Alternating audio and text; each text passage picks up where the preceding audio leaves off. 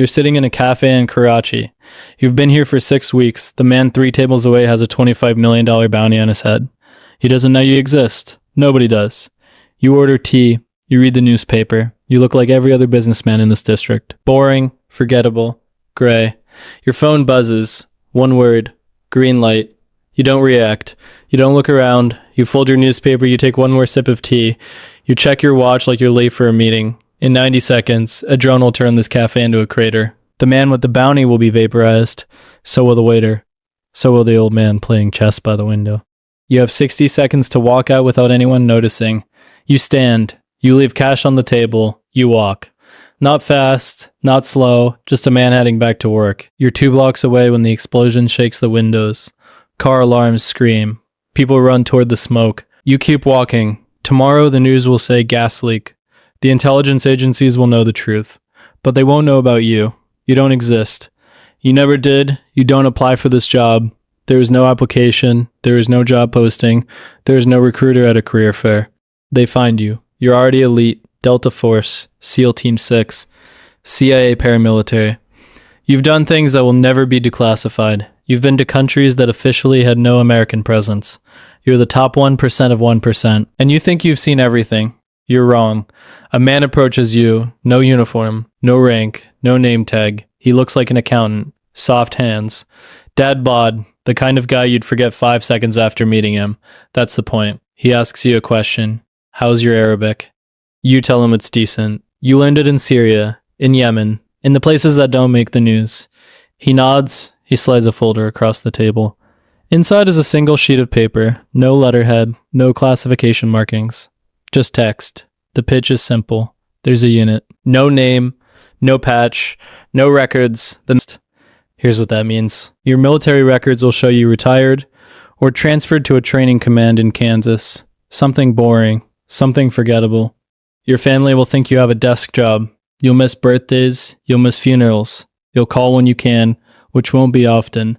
If you die in the field, there will be no body sent home. No flag on the coffin. Number 2, 1, gun salute. Just a star carved into a wall in a building you'll never see. No name under it. Just a star. The man asks you one question. Are you in? You think about your wife, your kids, the life you thought you'd have. You say yes. You don't know what you just signed up for. The man stands. He shakes your hand. He walks away. You never see him again. 3 days later, you get coordinates. A location in the American South. Maybe. You're not actually sure what state you're in.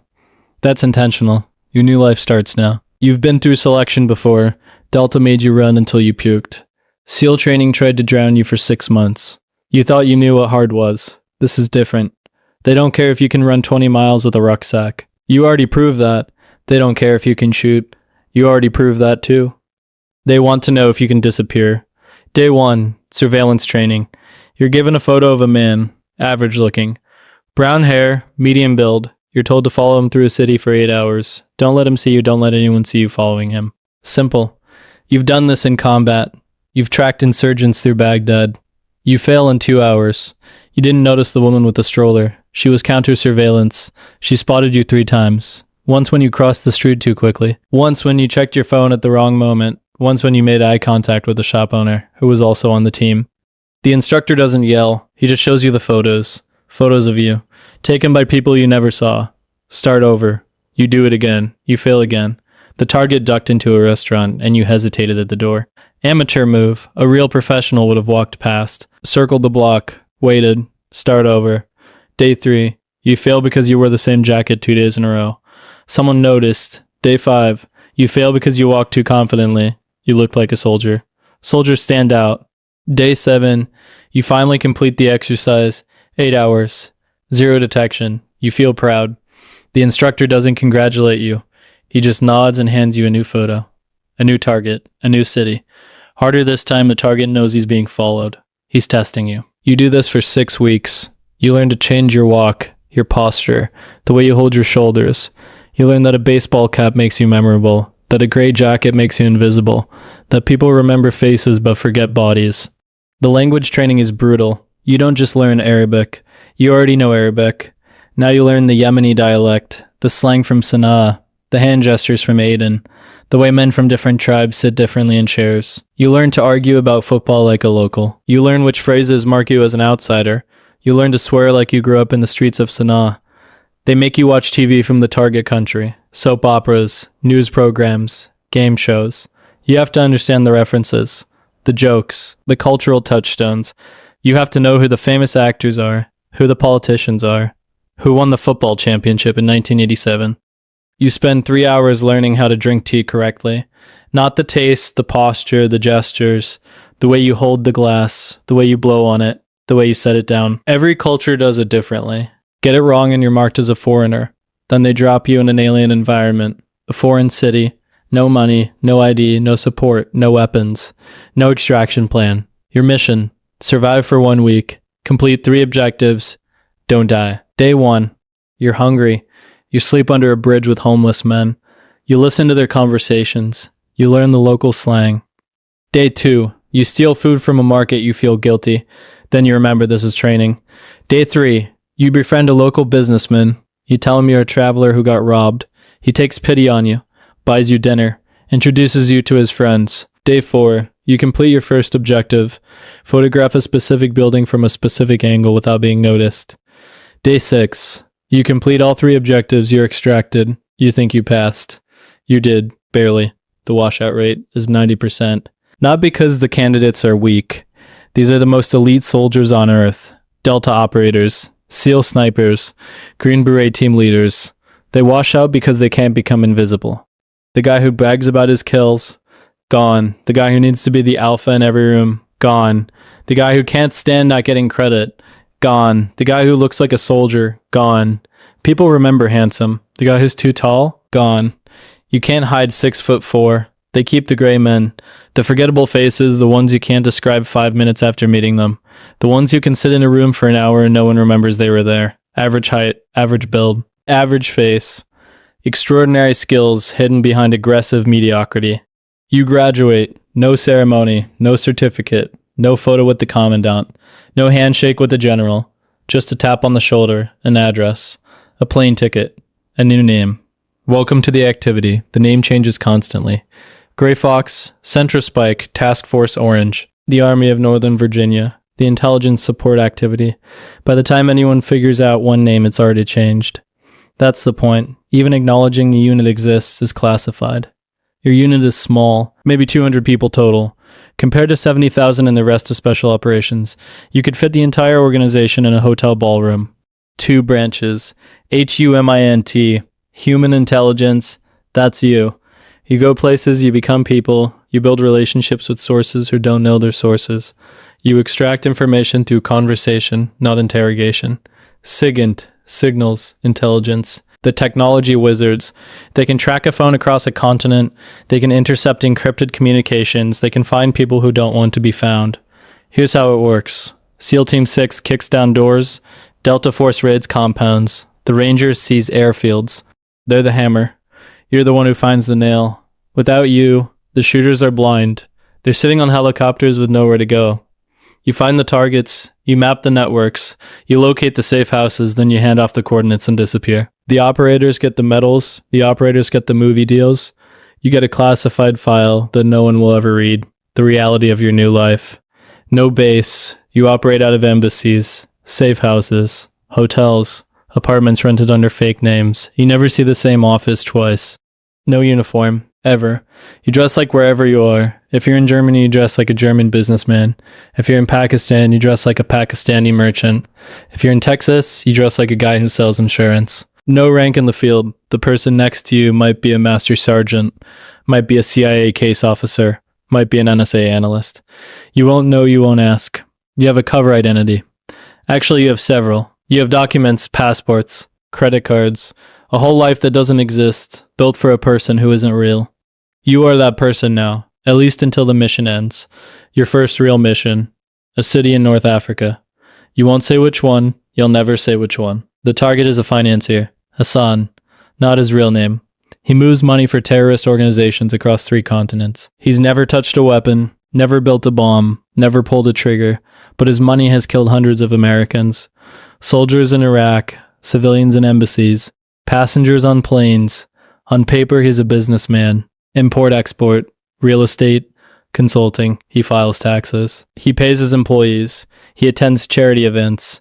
He also sends $5 million a month to people who build suicide vests. The politicians want him alive. They want to trace his network. They want the whole spider web, not just one spider. Dead men don't give up their contacts. Your job.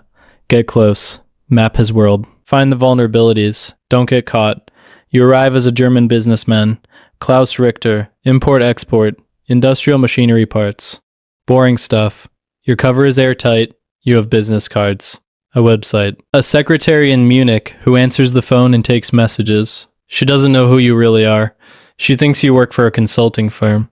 She's right, just not the kind she imagines. You rent an apartment. Middle-class neighborhood. Nothing fancy. You buy groceries, you go to the gym. You establish a routine. For 2 months, you do nothing interesting. You go to restaurants and eat alone. You attend business conferences and hand out cards. You meet with local businessmen about contracts you'll never sign. You are aggressively boring. Then you start appearing. The gym where the target works out 3 times a week. You join. You use the treadmill. You lift weights. You never look at him. The mosque where he prays on Fridays. You attend. You pray in the back. You leave before he does. The cafe where he takes tea every Thursday afternoon. You become a regular. You sit in the corner. You read the paper. You order the same thing every time. You never approach him. You never speak to him. You don't even make eye contact. You just exist nearby. A ghost in his peripheral vision. Week 3, you know his schedule better than his wife does. You know he leaves for work at 7:45. You know his driver's name is Freed. You know he meets a woman on Tuesdays who isn't his wife. You know he has lunch with a man in an expensive suit every Monday at the same restaurant. You're mapping his world, his routines, his contacts, his security, his weaknesses. Every detail goes into reports, encrypted, uploaded through a network that bounces through 6 countries before reaching Fort Meade. The color of his car, the license plate of his driver, the name of the restaurant, the face of the woman. Week 6, you notice something wrong. A car that appears too often. A man who sits too straight. A pattern that doesn't fit the neighborhood. The target has counter surveillance. He has people watching for people like you. He's careful. He's paranoid. He's survived this long for a reason. You adjust. You become even more invisible. You stop going to the gym on days he's there. You switch cafes. You create distance. You report the counter surveillance. Within 48 hours, SIGINT has cracked his phone. They're reading his texts, listening to his calls, watching his money move in real time. Every wire transfer, every email, every contact. A break comes. He's planning to meet a courier, someone carrying documents from overseas, names, account numbers, a roadmap of terrorist financing across 3 continents. This is the jackpot. You're tasked with following the courier. He arrives at the airport on a Tuesday. Short man, nervous, carries a leather briefcase like his life depends on it, because it does. You follow him through the city. He takes 3 taxis, doubles back twice, amateur counter surveillance. You've seen better. He checks into a hotel, room 412. You report it. That night, a team you'll never meet enters the room. The courier is drugged. He won't remember anything. The documents are photographed, every page, every number. Then they return to the briefcase exactly as they were. He wakes up the next morning with a headache. He thinks it's jet lag. He delivers the documents to Hassan. He never knows they were copied. A week later, $40 million in terrorist funds are frozen across 6 countries. 12 arrests. 3 planned attacks stopped before they started. A shopping mall in Paris, a subway in London, a hotel in Bangkok. Your name is on nothing. You were never there. Klaus Richter leaves the country for a business meeting and never returns. The apartment is cleaned. The lease is terminated. It's like you never existed. Because you didn't, you get new documents, a new identity, a flight to your next city, a new name to learn, a new accent to perfect. The cycle begins again. This is the mission that defines you, a bomb maker, code name, the engineer, responsible for 200 American deaths, maybe more, IEDs in Iraq that shredded convoys, car bombs in Kabul, attacks in Europe that made the news for weeks. He's a ghost. No photo is less than 10 years old. The one photo that exists shows a young man with a beard. He could be anyone now. He never uses phones, never uses email, never stays in the same location for more than a week, moves constantly, changes vehicles, changes routes. Even his own organization doesn't know where he sleeps. He's the most wanted man in the world that no one's ever heard of. The president wants him dead. The entire intelligence community wants him dead. The CIA has a dedicated task force. The NSA has monitoring programs. Billions of dollars of satellites and drones and analysts have failed to find him. For 3 years, nothing. Then they send you. You can't find him directly. He's too careful, too paranoid, too smart. So you find everyone around him, his courier, the man who carries his messages. You trace him through Turkey, his doctor, the man who treats his diabetes. You find him in Jordan, his brother, the man who handles his money. You track him through Pakistan, his wife's families, the people who might know which wife he's with. You map them across 3 countries, his financier, his weapons supplier, his driver, his bodyguards.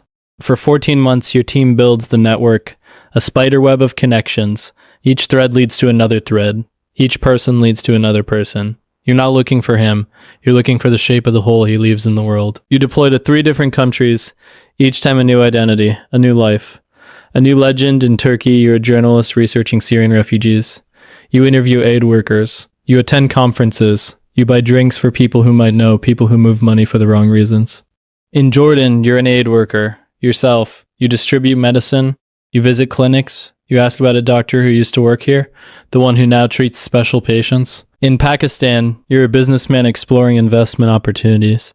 You meet with local officials. You ask about construction projects in remote areas. Who's building? Who's buying?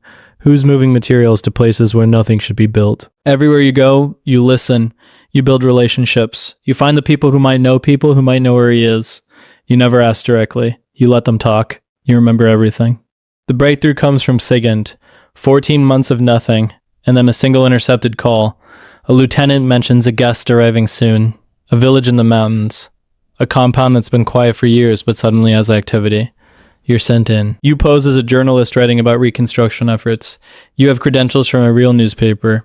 References that check out. A photographer traveling with you who is also activity. She's been in country for 3 years. Waiting. For 2 weeks, you live in that village. You eat with locals. You drink tea with village elders. You take notes about agriculture and infrastructure and reconstruction projects you don't care about. You file stories that will never be published. And you watch that compound. From a hill half a kilometer away, you watch. Through a scope that looks like a camera lens. Vehicles arrive at night. Leave before dawn. SUVs with tinted windows. Never the same vehicle twice. Food deliveries triple on certain days. The guards rotate in patterns you memorize. 4-hour shifts. 2 men at the gate. 2 on the roof. A patrol every 90 minutes. You photograph faces. Grainy images run through databases in Fort Meade. Most come back empty. Unknown males. But one hits. Not the target, his brother, the financier, who hasn't been seen in public in 5 years, who was thought to be dead. If the brother is there, so is he. You relay everything. GPS coordinates precise to 1 meter, time patterns down to the minute, guard rotations, entry points, weak spots in the wall, the location of every vehicle, the shift changes of every guard, the best approach vectors, the escape routes. You're told to leave, immediately. Don't ask why. You pack your bags. You say goodbye to the village elder. You thank him for his hospitality. You shake his hand. You promise to send him a copy of the article. You walk out of the village. A car picks you up. You're across the border by nightfall. 72 hours later, you see the news. A military operation killed a senior terrorist leader. No details released. The country's government issues a formal protest. The State Department issues a formal denial. You know the details. You drew the map. You counted the guards. You timed the patrols. Somewhere in Virginia, a star is carved into a wall. Not for you, for the operators who didn't make it out. 2 men, you'll never know their names. But you made it possible. The bombs stop, the IEDs stop. For a while at least. You've been doing this for 7 years. Or 8. You've stopped counting. You've been 19 different people in 14 countries. You speak 5 languages with native accents. You can navigate the souks of Marrakesh and the slums of Karachi with equal ease. But who are you? The wife is gone. She couldn't handle a husband who disappeared for months. Who couldn't say where. Who came back different each time. Who flinched at loud noises and couldn't sleep without the TV on. The divorce was quiet. She got the house. You got a studio apartment you've slept in maybe 30 nights total. The kids know you as the guy who misses birthdays, who's always traveling for work, who sends presents from places he can't name. Your son is 14 now. You've missed 6 of his birthdays. Friends don't exist. Your cover doesn't allow friends. Every relationship is either professional or a liability. The people who know the real you can be counted on one hand. Most of them work for the same agency that doesn't exist. The mental toll is worse. You've watched people die. People you cultivated as sources. People who trusted you. Whose names you gave to the targeters. That courier in the hotel. The one whose documents you stole. He had children. You saw photos in his wallet when your team searched the room. 3 kids. The youngest was maybe 4. You dream in Arabic now. Sometimes you wake up and don't remember your real name for a few seconds. You have to look at your passport. The real one.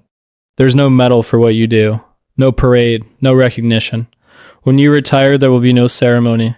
When you die, your family will be told you had a heart attack at your desk job. So, why do you do it? 3 weeks ago, a bomb didn't go off in a shopping mall in Virginia. 200 people went home to their families. Mothers, fathers, kids buying sneakers. None of them will ever know your name. None of them will ever know you exist. That's the only medal you need. Most days. This is the mission that breaks all rules. A nuclear scientist, working for a regime that wants the bomb. The kind of bomb that changes history. The politicians want a deal. Diplomacy. Sanctions. Negotiations that drag on for years while centrifuges spin. But there's intel. The scientist isn't willing. He's not a true believer. He's a hostage to his own government. His family held his leverage. His daughter's school monitored. His wife followed everywhere. He wants out. Someone high up asks a question. What if we got him out? Not assassination. Extraction. Get the scientist and his family out of a country where failure means an international incident. Maybe war. No military assets. No official involvement. If you're caught, you're a criminal, a kidnapper, a spy. The United States will deny everything. They'll deny you exist. Because you don't. Team of 4. All activity, all ghosts. The operation takes months of preparation. Maps, bribes, documents. Safe houses arranged through cutouts who don't know who they're working for. You make contact with the scientist through his daughter's piano teacher. She's activity 2, has been for 3 years. Embedded, waiting. The message is simple. One chance, one night. Trust us or spend your life building weapons for people who will use them. He says yes. The night of the extraction. A power outage. Not an accident. Cygant made it happen. In the darkness, you move. The scientist, his wife, his 2 daughters. The youngest is 7. She thinks it's an adventure. You let her believe that. A car to a checkpoint. Forged papers that cost $50,000 to create. A bribe to a guard who thinks he's helping smugglers. A boat across water you'll never name. 8 hours in the dark. The little girl gets seasick. You hold her hair back while she vomits over the side. Safe house to safe house for 2 weeks, moving every night, sleeping during the day. Every car that passes could be the one that ends you. The pickup. An airfield in the middle of nowhere. A plane with no markings. Handshakes with men who don't give names. The scientist makes it out. He's debriefed for 6 months. He provides everything. Diagrams, names, locations, timelines. The nuclear program is set back a decade. No bombs, no war. Millions of lives that went in a flash of light. The family gets new identities, new lives. A house in a country they've never been to. The little girl will grow up American. She'll never know how close she came.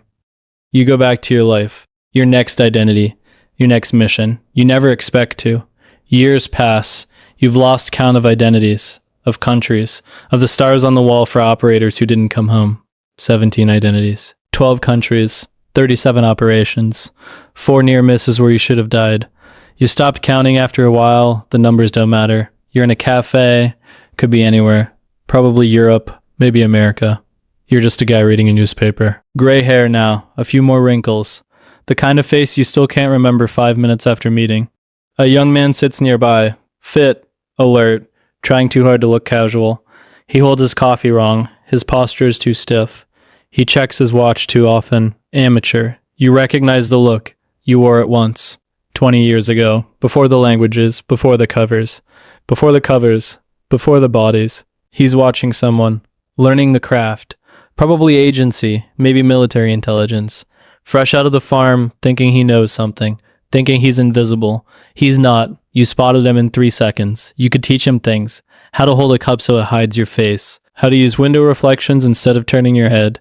How to time your movements to traffic lights. How to disappear in a crowd of 3 people. How to become so boring, so gray, so forgettable that no one remembers you existed. But you won't, because he doesn't know you exist. And he never will. That's the rule. That's always been the rule. The truth is, there's no retirement party for ghosts. No gold watch, no ceremony, no pension you can explain to the IRS. One day you just stop getting the tap. Maybe you teach now, training the next generation of invisible people in a facility that doesn't appear in any map. A building with no sign, students with no names, a curriculum that doesn't exist. Maybe you consult, a contractor with no past. Hired for skills that can't be explained on a resume, paid through companies that exist only on paper. Maybe you just disappear, one last time, into a life that's finally actually yours. A house somewhere quiet, a garden, a dog. Normal things, but part of you stays in the shadows, always listening, always watching, noticing the car that passes twice, the man who lingers too long, the pattern that doesn't fit. Old habits don't die, they just go dormant, waiting, because you know the truth. The world is kept safe by people who don't exist, by agencies that never happened, by men and women who sacrificed everything for a country that will never acknowledge them. No parades, no monuments, no thank you, just a star on a wall, no name underneath. You were one of them, that kid in the cafe. He might be good. He might wash out. He might die in a country that doesn't know he was there. He might be one of the stars on the wall someday, or he might become what you became, a ghost, a shadow, a person who exists only in classified files that will stay sealed for 75 years. By the time anyone reads them, everyone who knew him will be dead. That's the trade. That's always been the trade. You finish your coffee, you fold your newspaper, you leave exact change on the table. You stand. Outside the sun is shining. People walk past, couples holding hands, kids on their way to school, businessmen checking their phones. None of them know. None of them will ever know. That's the point. You walk out into the sunlight, just another guy, just another face, forgettable, invisible, gone, and you disappear. One last time.